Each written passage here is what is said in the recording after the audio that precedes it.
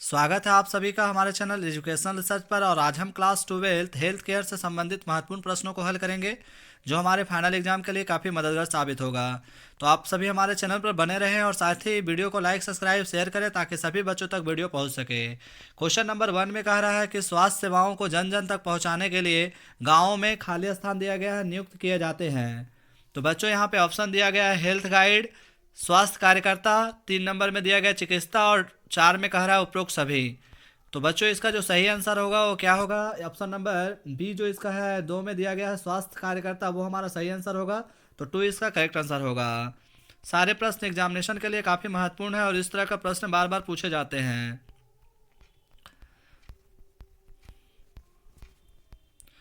इसके अलावा आप लोग को व्याख्या में यहाँ पे देखिए, इसके अलावा इसका सॉल्यूशन भी क्या है। तो भारत में दो प्रकार के स्वास्थ्य सुविधाएं हैं, पहला निजी और दूसरा सार्वजनिक है। पहला क्या है? निजी और दूसरा सार्वजनिक है। सार्वजनिक स्वास्थ्य में क्या क्या आता है बच्चों? तो सार्वजनिक स्वास्थ्य सेवा सरकार द्वारा संचालित स्वास्थ्य केंद्रों और अस्पतालों की एक श्रृंखला है। यानी सार्वजनिक स्वास्थ्य के तहत में आता है जिसमें सभी का उपचार किया जाता है। साथ ही वे लोग से संपर्क करते हैं ताकि वे ग्रामीण और शहरी दोनों क्षेत्रों तक पहुंच बना सके। स्वास्थ्य केंद्र है जहां आमतौर पर एक नर्स और एक गांव का स्वास्थ्य कार्यकर्ता होता है। वहीं इसके अलावा इन्हें प्राथमिक स्वास्थ्य केंद्र यानी कि पीएचसी में एक डॉक्टर की देखरेख में सामान्य बीमारियों का समाधान करने के लिए प्रशिक्षित किया जाता है। इसके अलावा भारत ने 1952 में पीएचसी की स्थापना की। तो ये सारे जो पॉइंट है वो इम्पोर्टेंट है, आप लोग देख सकते हैं और जितना ज़्यादा हो सके आप लोग तैयारी करिए। वहीं क्वेश्चन नंबर 2 कह रहा है निम्नलिखित में से किसने न्यायसीता परिवार की चर्चा की है। तो न्यायसीता परिवार की चर्चा की है उस व्यक्ति का नाम क्या है? तो उस व्यक्ति का नाम है कार्ल से जिमर मैन है, जो कि ऑप्शन नंबर 1 में दिया है और यही इसका सही आंसर होगा। साथ ही आप लोग जितना भी हो सके vitamin A, vitamin B, vitamin C, vitamin D, vitamin K किस से संबंधित जो भी बीमारी है आप लोग उसको तैयारी करके जाइएगा। इसके अलावा मनुष्य का हार्ट बीट का 1 मिनट में कितना बार धड़कता है ये भी आप लोग नोट कर लीजिएगा। इसके अलावा प्रदूषण से संबंधित भी प्रश्न पूछे जाएंगे। वायरस से होने वाली बीमारी, कवक से फैलने वाली बीमारी, बैक्टीरिया से होने वाली बीमारी, ये सभी बार बार पूछे जाते हैं। आगे का प्रश्न है प्रश्न संख्या 3 में हम लोग देख लेते हैं जाति से बाहर विवाह करने की प्रेरणा किस कारण से उत्पन्न होती है। तो यहाँ पे ऑप्शन दिया गया औद्योगिक विकास के कारण, बी में कह रहा है सामाजिक विकास के कारण, सी में कह रहा है धार्मिक विकास के कारण और डी में कह रहा है नैतिक विकास के कारण। तो बच्चों इसका जो सही आंसर होगा वो ऑप्शन नंबर 1 होगा। औद्योगिक विकास के कारण जो है जाति से बाहर विवाह करने की प्रेरणा उत्पन्न हो रही है। अब हम नेक्स्ट प्रश्न को देखेंगे। प्रश्न नेक्स्ट कह रहा है कि परिवार का सर्वाधिक आवश्यक सामाजिक कार्य क्या है। तो परिवार का सर्वाधिक आवश्यक कार्य यहाँ पे ऑप्शन नंबर 1 में कह रहा है कि घर के देखभाल करना, 2 में कह रहा है सदस्यों के भोजन के स्वास्थ्य करना और 3 में कह रहा है संतानोपति और संतान का पालन पोषण करना। तो सबसे बेस्ट ट्रिक यहाँ पे इसके अलावा 4 में है जीविकोपार्जन करना। तो सबसे बेस्ट ऑप्शन यहाँ पे हमें 3 नंबर में दिख रहा है संतानोपति और संतान का पालन पोषण करना। नेक्स्ट हमारा प्रश्न क्या कह रहा है कि प्राथमिक चिकित्सा का उद्देश्य कौन सा नहीं है। प्राथमिक चिकित्सा का उद्देश्य नहीं पूछ रहा है। तो सबसे पहले हम लोग को जान लेना है कि प्राथमिक चिकित्सा में के उद्देश्य में कौन कौन आते हैं। तो घायलों के दर्द से राहत, ये हमारा सही होगा, आएगा। वहीं हालत में सुधार, तो ये भी आएगा।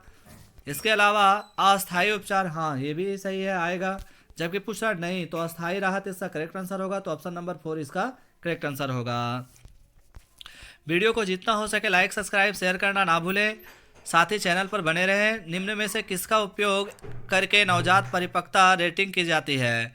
तो इसमें जो इसका जो सही आंसर होगा ऑप्शन यहाँ पे दिया गया Ballard score, Chandler score, Apgar score और ओलियंडर स्कोर। तो इसका जो सही आंसर हो जाएगा ऑप्शन नंबर 1 हो जाएगा, बिलार्ड स्कोर हो जाएगा, जो कि 1 में दिया गया है।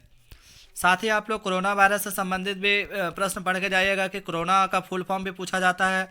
इसके अलावा कोरोना वायरस की बीमारी जो है इसका लक्षण भी, प्रमुख लक्षण भी पूछे जा सकते हैं। नेक्स्ट प्रश्न पूछ रहा है BFHI क्या है। BHFI क्या है। तो यहाँ पे इसका जो सही आंसर हो जाएगा वो क्या होगा? बच्चों के अनुकूल अस्पताल पहल हो जाएगा, यानी कि ऑप्शन नंबर 4 इसका करेक्ट आंसर होगा। सही से आप लोग देख लीजिए। नेक्स्ट हमारा प्रश्न क्या कह रहा है कि प्रसव के दौरान संक्रमण को रोकने के लिए कितने शोधन की जांच करनी पड़ती है। बड़ा ही अच्छा प्रश्न है। तो इसका जो करेक्ट आंसर होगा वो क्या हो जाएगा? 3.3:7 होता है, ऐसे ऑप्शन नंबर 1 में दिया गया तो 1 इसका करेक्ट आंसर हो जाएगा, 3 हो जाएगा। नेक्स्ट प्रश्न को हम लोग देख लेते हैं कि भारत में भोजन से शरीर में आयरन के कम अवशोषण का क्या कारण है, यानी कि कारण पूछ रहा है कि भारत में भोजन से शरीर में आयरन के कम होने का कारण क्या है। तो यहाँ पे ऑप्शन नंबर 1 में कह रहा है कि भोजन के साथ चाय पीना, केवल शाकाहारी भोजन खाना, प्रतिदिन गेहूं खाना, प्रतिदिन चावल खाना। तो सबसे बेस्ट आंसर हमारा निकल कर आ रहा है भोजन के साथ चाय पीना, ये हमारा बेस्ट आंसर है। और भारत में भोजन से शरीर में आयरन की कमी का यही सबसे हमारा सही ऑप्शन होगा। तो इस तरह से इस प्रश्न का हमारा जो आंसर हो जाएगा भोजन के साथ चाय पीना। अब हम आगे का प्रश्न देखते हैं। नेक्स्ट प्रश्न कह रहा है कि मौखिक देखभाल के लिए निम्नलिखित में से कौन से विलयन की सलाह दी जाती है। बड़ा ही अच्छा प्रश्न है। तो इसका जो करेक्ट आंसर यहाँ पे ऑप्शन में 1 में कह रहा है डेटॉल, बी में कह रहा है 5% सेवलॉन, 3 नंबर में कह रहा है 2% क्लोरोहेक्सिडिन और 4 में कह रहा है 10% सोडियम हाइपोक्लोराइड। तो इसका जो करेक्ट आंसर होगा ऑप्शन नंबर 3 हो जाएगा, 2% क्लोर हेक्सिडिन हो जाएगा, यानी कि ऑप्शन नंबर 3 इसका करेक्ट आंसर होगा। नेक्स्ट प्रश्न हमारा क्या कह रहा है, निम्नलिखित में से कौन सा हेपेटाइटिस मल मौखिक मार्ग से संचालित होता है। तो इसका जो करेक्ट आंसर क्या हो जाएगा, यहाँ पे ऑप्शन भी दिया गया है हेपेटाइटिस बी, सी, डी और हेपेटाइटिस ई दिया है। तो इसका जो करेक्ट आंसर हो जाएगा वो ऑप्शन नंबर 4 हो जाएगा, हेपेटाइटिस ई, यानी कि हेपेटाइटिस ई के कारण जो होता है मल मौखिक मार्ग से संचालित होता है।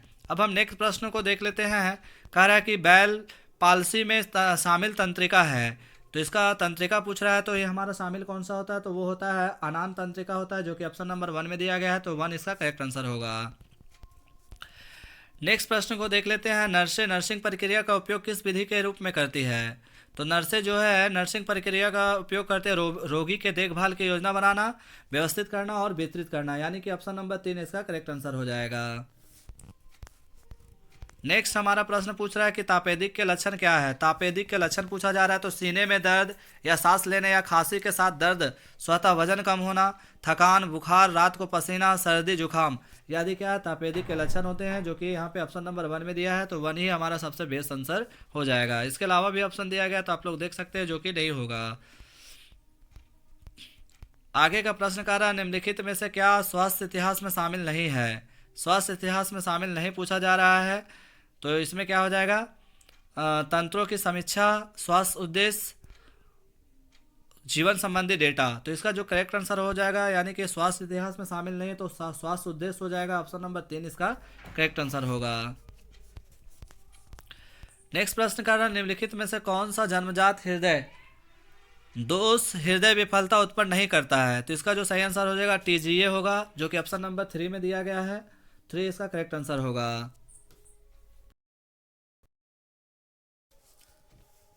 नेक्स्ट प्रश्न कह रहा है नेत्र श्लेष्मा शोथ मुख्य रूप से खाली स्थान दिया गया है से संबंधित एक संक्रमण है। तो यहाँ पे ऑप्शन दिया गया है 1 में आमाशय, बी में दिया गया है घुटना, सी में कह रहा है आँख और डी में कह रहा है हृदय। तो ये जो संबंधित है किससे संबंधित है, आँख से संबंधित है। ऑप्शन नंबर 3 जो दिया गया है वो हमारा करेक्ट आंसर होगा। नेक्स्ट प्रश्न क्या कह रहा है यहाँ पे देख लेते हैं, जिसमें से कह रहा है कि ग्लासगो कोमा स्केल के न्यूनतम और अधिकतम अंक क्या है। तो यहाँ पे इसका जो करेक्ट आंसर हो जाएगा वो क्या होगा, 3 से 15 हो जाएगा, जो कि ऑप्शन नंबर 4 में दिया गया है। तो 4 इसका करेक्ट आंसर होगा। सारे प्रश्न महत्वपूर्ण हैं, आप लोग अच्छे से तैयारी करिए और साथ ही एग्जामिनेशन में जाने से पहले वीडियो को जरूर देखें। वहीं नेक्स्ट कह रहा है कि गाठिया खाली स्थान की बीमारी है। तो गाठिया किसकी बीमारी है, तो ये जो बीमारी है जोड़ों से संबंधित है, जो कि ऑप्शन नंबर 4 में दिया गया है और 4 इसका करेक्ट आंसर होगा। नेक्स्ट प्रश्न क्या कह रहा है कि हाथ की स्वच्छता का अधिकतम समय कितना होता है। तो हाथ धोने की स्वच्छता यानी कि अच्छे से सफाई करने के लिए इसका समय क्या निर्धारित किया गया है, तो 20 से 30 सेकंड, जो कि ऑप्शन नंबर 2 में दिया गया है। तो 2 इसका करेक्ट आंसर होगा। नेक्स्ट प्रश्न पूछ रहा है कि रक्त आधान के लिए चयनित हुए गेज कौन सा है। तो इसका जो करेक्ट आंसर होगा वो क्या होगा, यहाँ पे दिया गया है ऑप्शन नंबर बी में दिया गया है 18 जी, जो कि हमारा करेक्ट आंसर होगा। तो ऑप्शन नंबर 2 इसका करेक्ट आंसर होगा। साथ ही तो इस तरह से जो भी महत्वपूर्ण प्रश्न थे हम आप सभी के बीच में लाए हैं और आशा करते हैं कि आप सभी अच्छे से तैयारी कर रहे होंगे। तो आज के लिए बस इतना ही। नेक्स्ट वीडियो में हम सब्जेक्टिव टाइप के प्रश्न को हल करेंगे। धन्यवाद।